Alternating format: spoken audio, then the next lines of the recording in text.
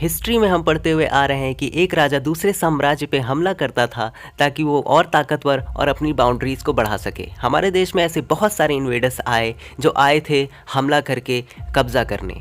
लेकिन ऐसे इन्वेडर्स भी आए हैं हमारे देश में जो आए थे हमला करने लेकिन हमारे देश के ही होके रह गए। उसमें से एक थे कुषाण एम्पायर। इन्वेडर्स क्या करते हैं, वो आके ज़मीन ऑक्युपाई करते हैं और वहाँ की कीमती चीज़ें भी लूट लेते हैं। लेकिन इनके केस में बिल्कुल डिफरेंट था। ये आए इंडिया में, इंडिया को लूटने नहीं, इंडिया को आबाद करने। ये आए थे सिंजियांग से, जो कि मॉडर्न डे चाइना में है। वहाँ से ये आए और इंडिया में बस के रह गए। तो आज हम बात करेंगे कुषाण एम्पायर पे और उनसे जुड़े ऐसे इंटरेस्टिंग फैक्ट्स जो आप शायद नहीं जानते होंगे।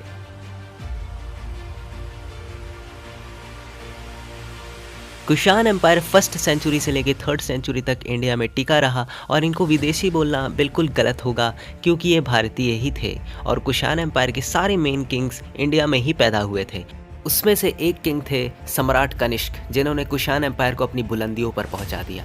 कुषाण एम्पायर इनके टाइम पर पीक पे गया। इन्होंने पूरा अफगानिस्तान जीत लिया था और चाइना के कई हिस्सों पर इन्होंने कब्जा कर लिया था। इंडिया का नॉर्थ साइड पूरा कुषाणों के अंडर था। यहाँ तक कि मॉडर्न डे पाकिस्तान जिसको कहा जाता है उस टाइम पर इंडिया था, वो भी पूरा कुषाणों के अंडर था और इनकी कैपिटल पेशावर और मथुरा होती थी।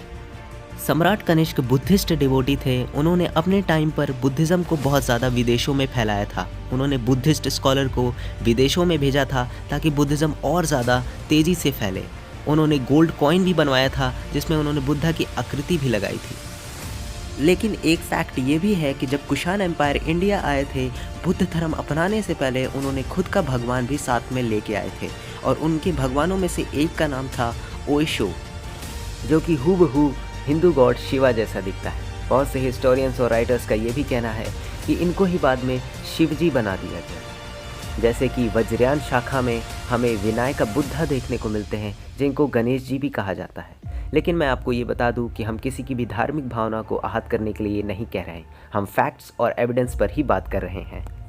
कुषाणा पीरियड के टाइम गोल्ड कॉइन और स्कल्पचर्स का बहुत तेज़ी से विस्तार हो रहा था। उन्होंने बहुत सारे स्कल्पचर्स बनाए थे जो बाद में महायान के गॉड गॉडेस भी कहलाए थे।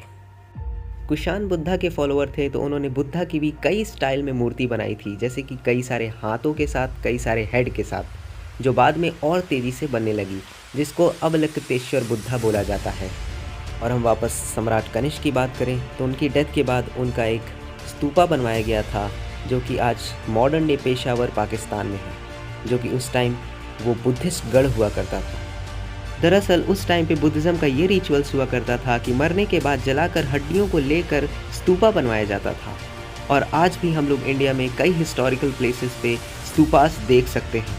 कुषाण एम्पायर के आखिरी राजा थे वासुदेव कुषाण, जिनके बाद कुषाण एम्पायर ख़त्म हो गया था। कुषाण एम्पायर यूची ट्राइब के थे और कुषाण एम्पायर इंडिया में आके इंडिया की डेवलपमेंट में कोई भी कसर नहीं छोड़े और इंडिया की जीडीपी काफ़ी हाई हुआ करती थी, जिसमें सम्राट कनिष्क की काफ़ी कंट्रीब्यूशन माना जाता है। Thank you for watching my video. Please like, share and subscribe for more videos like this.